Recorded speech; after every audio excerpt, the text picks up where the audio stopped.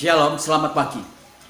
Kalau murid-murid Yesus itu begitu sangat serius menantikan Roh Kudus, maka kita juga sebagai orang-orang percaya, murid-murid Kristus juga, kita juga harus serius mendambakan kehadiran Roh Kudus dalam kehidupan kita, supaya Dia menguasai kita, mengerjakan sesuatu yang luar biasa, baik dalam pembentukan karakter, penyucian, juga dalam karya-karya rohani yang luar biasa. Mari kita akan terus-menerus di momen-momen mendekati Pentakosta, kita membangun kehidupan doa yang sangat konsisten. Mari kita akan terus-menerus menyiapkan hati, menyiapkan jiwa, menyiapkan roh, untuk kita berharap Roh Kudus secara real, secara aktif, dan secara domain yang besar menguasai kehidupan kita. Kita akan memuji nama Tuhan.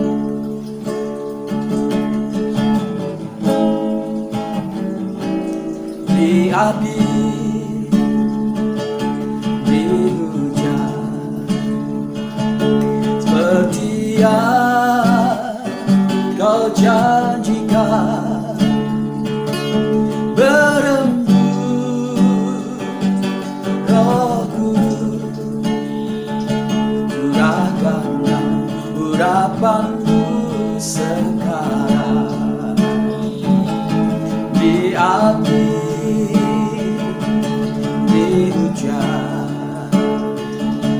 seperti yang Kau janjikan, berembus Roh Kudus, curahkanlah urapan-Mu sekarang. Di api, di api, di hujan, seperti yang Kau janjikan, berembus Roh Kudus, curahkanlah urapan-Mu sekarang. Di api, di api, di hujan, seperti yang Kau janjikan, berembus Roh Kudus, curahkanlah urapan-Mu sekarang. Buka hatimu, di api, di api, di hujan, seperti yang Kau janjikan, berembus Roh Kudus, curahkanlah urapan-Mu sekarang. Buka hatimu, buka jiwamu, biar Roh Kudus melawat kita. Di api, di hujan, seperti yang Kau janjikan, berembus Roh Kudus, curahkanlah urapan-Mu sekarang. Di api,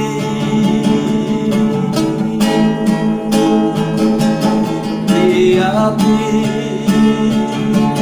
di hujan, seperti yang Kau janjikan, berembus Roh Kudus, curahkanlah urapan-Mu sekarang. Tinggikan Dia, haleluya.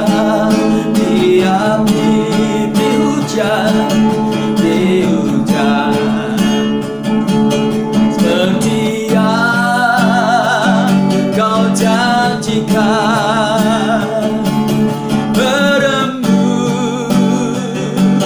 Roh Kudus, berikanlah urapan-Mu sekarang. Segenap hati, di api,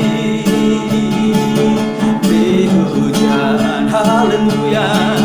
Seperti yang kau janjikan, berhembuslah, berembus Roh-Ku. Curahkanlah urapanmu sekarang, segenap hati, buka hatimu, di api,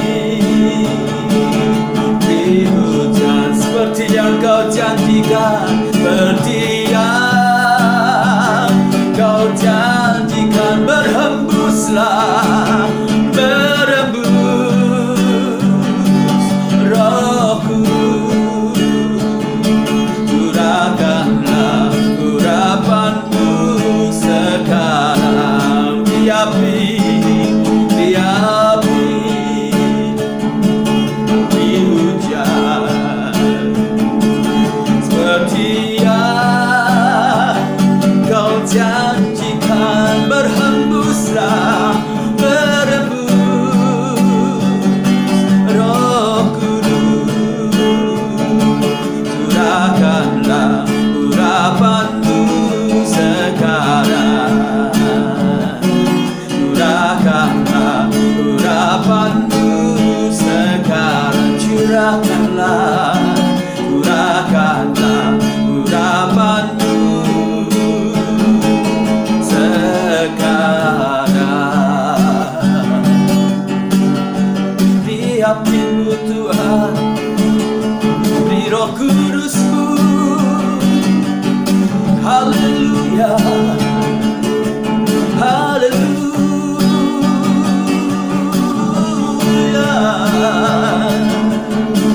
Jamalah kami dengan api Roh Kudus-Mu,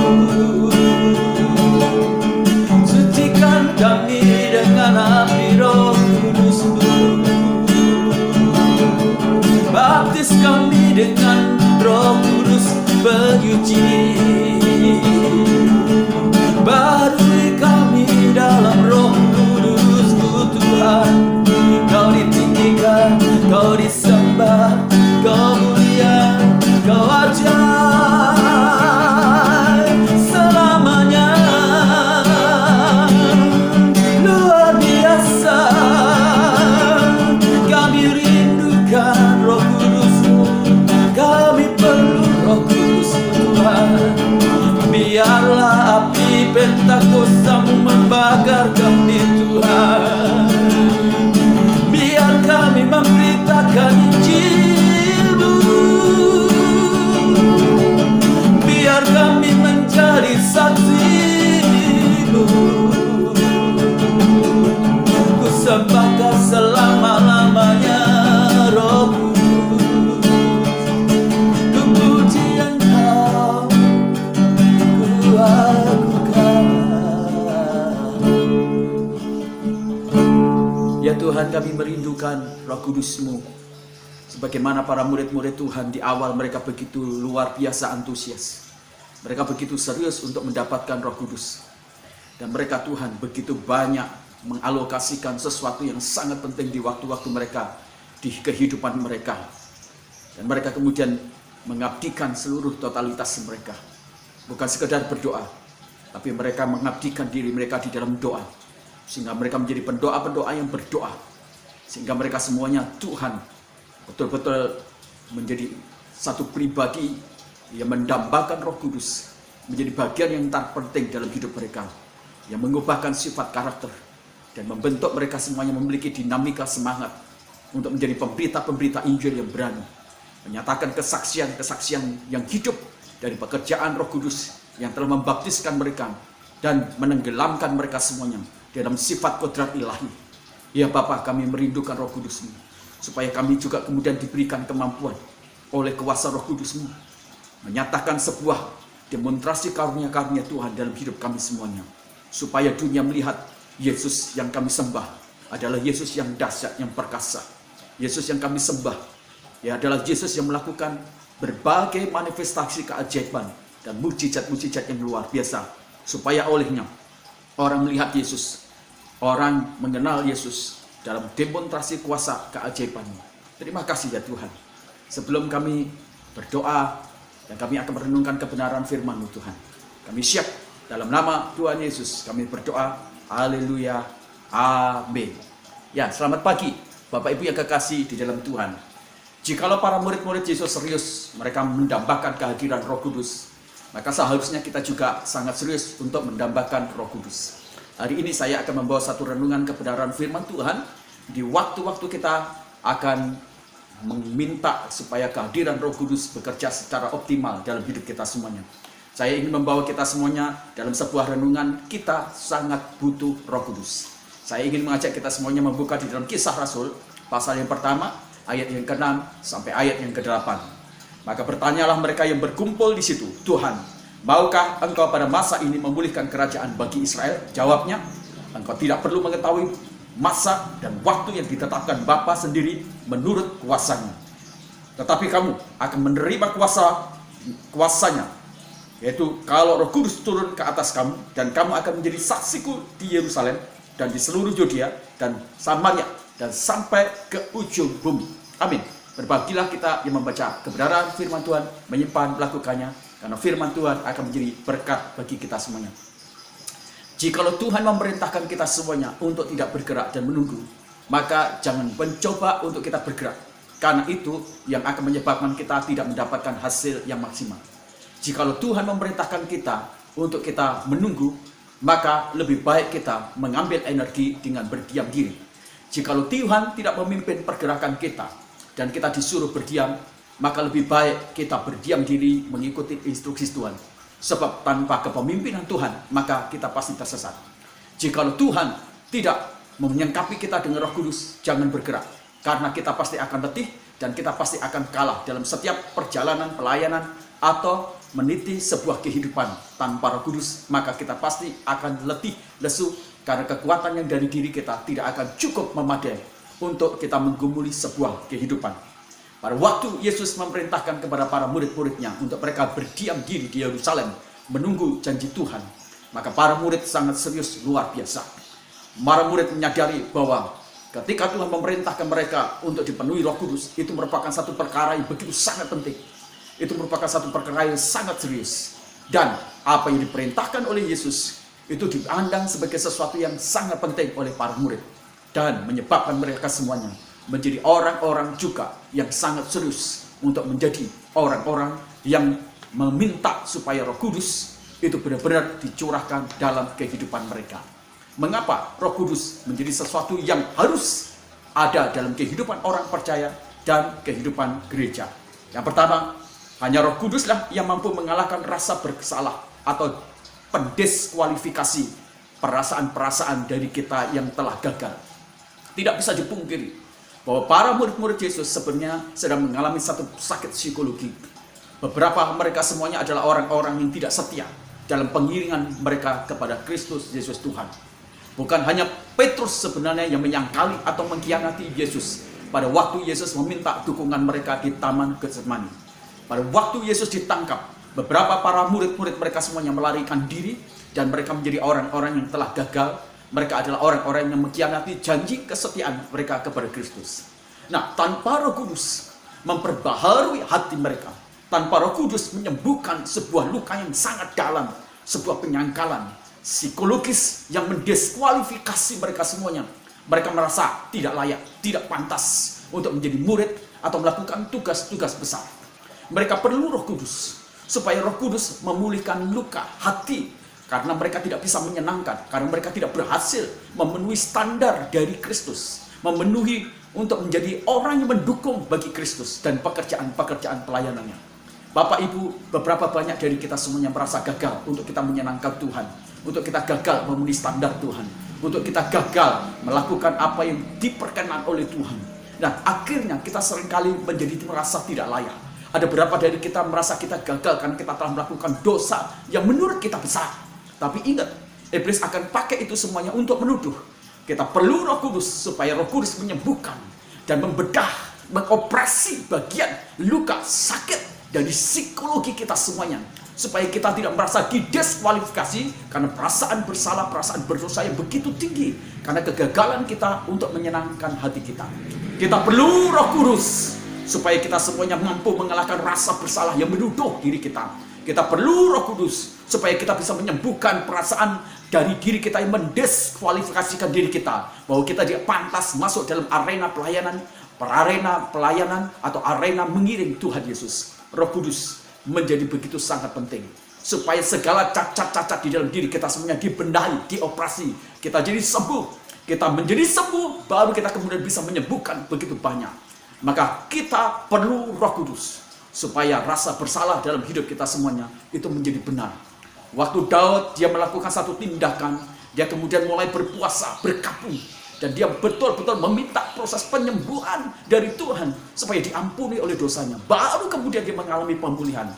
Kalau kita mau masuk di dalam babak pelayanan yang betul-betul dipakai oleh Tuhan, maka kita harus meminta Roh Kudus menyembuhkan rasa bersalah, luka batin, luka psikologis, luka iman, luka rohani, luka cinta kita yang tersakiti, yang tersandra oleh perasaan kegagalan kita menyenangkan Tuhan. Roh Kudus memerlukan suatu keterbukaan dalam hidup kita semuanya supaya kita mengalami kesembuhan yang luar biasa. Yang kedua, mengapa kita sangat perlu Roh Kudus dalam kehidupan kita, dalam gereja kita juga? Karena Roh Kuduslah yang memampukan kita untuk menerima perbedaan. Yesus berkata, kamu akan menjadi saksiku di Yerusalem, Yudea, Samaria, di ujung bumi. Bapak Ibu, manusia seringkali suka bergaul dengan orang-orang yang mungkin senasib, segolongan, seras, atau orang-orang yang dianggap enak untuk kita ajak berdialog atau bersahabat. Tetapi Kristus berkata kepada kita semuanya sebuah kebenaran.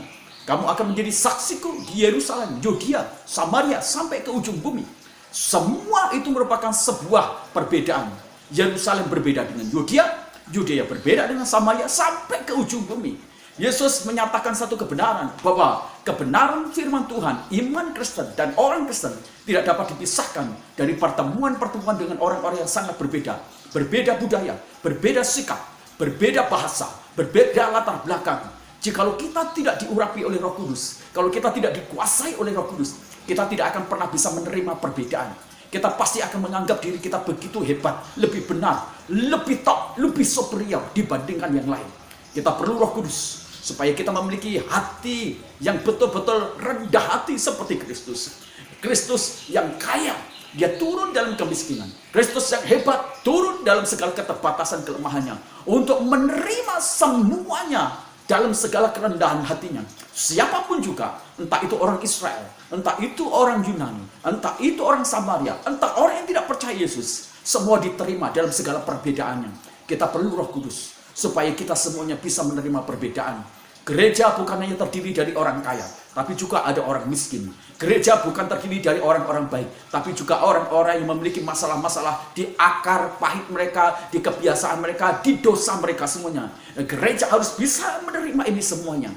Kapan gereja bisa bangkit menerima dalam segala kerendahan hati dan melayani, kemudian eksplorasi menerima orang-orang yang berbeda dalam segala hal, ketika Roh Kudus itu turun memenuhi gereja dan orang percaya.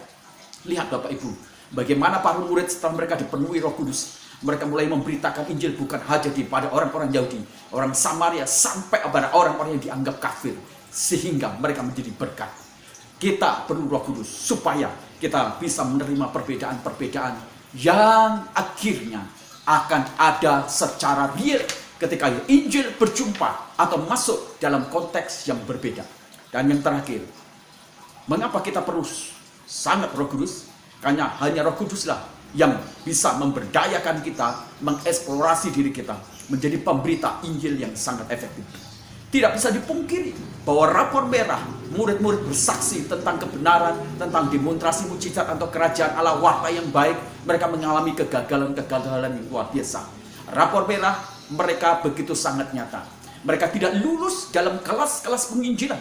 Mereka tidak lulus dalam kelas-kelas kesaksian. Mereka lebih sibuk memikirkan bagaimana mereka menjadi hebat di antara mereka masing-masing. Mereka hanya berfokus kepada diri mereka. Tetapi pada waktu Roh Kudus dicurahkan, yang terjadi mereka tidak lagi memikirkan tentang keselamatan dirinya. Mereka tidak mengalami obesitas keselamatan untuk dirinya. Tapi mereka mau keluar memberitakan Injil. Mereka menjadi berani. Sekalipun resiko mereka ditangkap, masuk dalam penjara, mereka menjadi pemberita-pemberita Injil yang berani dan efektif. Waktu Roh Kudus masuk di dalam diri kita, turun dalam hidup kita, maka obesitas keselamatan, kegemukan atas keselamatan yang membuat kita tidak bisa bergerak aktif, yang membuat kita tidak bisa memikirkan keselamatan orang lain, yang membuat kita tidak bisa bersaksi kepada orang lain, itu kemudian dipotong. Dan akhirnya kita menjadi orang yang suka memberitakan Injil. Kita suka bersaksi tentang bagaimana hal-hal yang terjadi dalam hidup kita. Kita suka bersaksi tentang mungkin juga kegagalan kita, keberhasilan kita, hal-hal yang lucu, pengalaman-pengalaman. Kita fasih, kita cepat sekali untuk bersaksi.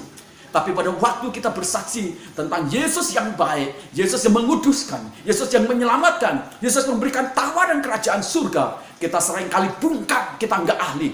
Tapi perhatikan baik-baik. Pada waktu Roh Kudus dicurahkan dan gereja diurapi oleh Roh Kudus dan orang percaya dipenuhi Roh Kudus, di sana ada satu hal yang otentik, praktikalitas untuk memberitakan Injil yang dalam, yang semangat, yang antusias, yang efektif. Jadi kerinduan untuk orang itu diselamatkan sangat tinggi, luar biasa. Mereka tidak lagi memikirkan tentang keselamatan. Jika gereja hanya berkutat untuk ibadah di dalam diri, gereja hanya berkutat bagaimana mencuri domba-domba dari gereja lain. Jika gereja hanya cukup menyediakan supaya jemaat orang lain itu masuk di gerejanya, dipertahankan, saya mau katakan gerejamu bukanlah gereja yang dipenuhi oleh Roh Kudus. Gereja yang dipenuhi Roh Kudus adalah gereja yang memberitakan Injil, menjangkau jiwa-jiwa. Itu esensi sebuah gereja yang dipenuhi oleh Roh Kudus. Itu esensi dari sebuah kehidupan orang percaya yang dipenuhi oleh Roh Kudus. Saya berdoa pagi ini supaya kita memiliki antusias seperti para murid, dipenuhi oleh Roh Kudus, dipenuhi oleh Roh Kudus, dipenuhi oleh Roh Kudus. Mintalah hari-hari ini menjelang Pentakosta, ambil waktu secara khusus, bukan waktu-waktu sisamu, waktu spesialmu, untuk kita berdoa, suka sungguh-sungguh meminta Roh Kudus dicurahkan dalam kehidupan kita, dalam kehidupan gereja, dalam rumah tangga kita, dalam bisnis kita, supaya pekerjaan kita itu dipakai untuk menyatakan kemuliaan Tuhan, memberitakan Injil, menyatakan kabar baik, supaya kehidupan kita, gereja kita juga menyentuh jiwa-jiwa, berhenti untuk mengumpulkan jiwa-jiwa jemaat orang lain masuk di dalam gereja kita semuanya, berhenti mencuri domba-domba gereja lain.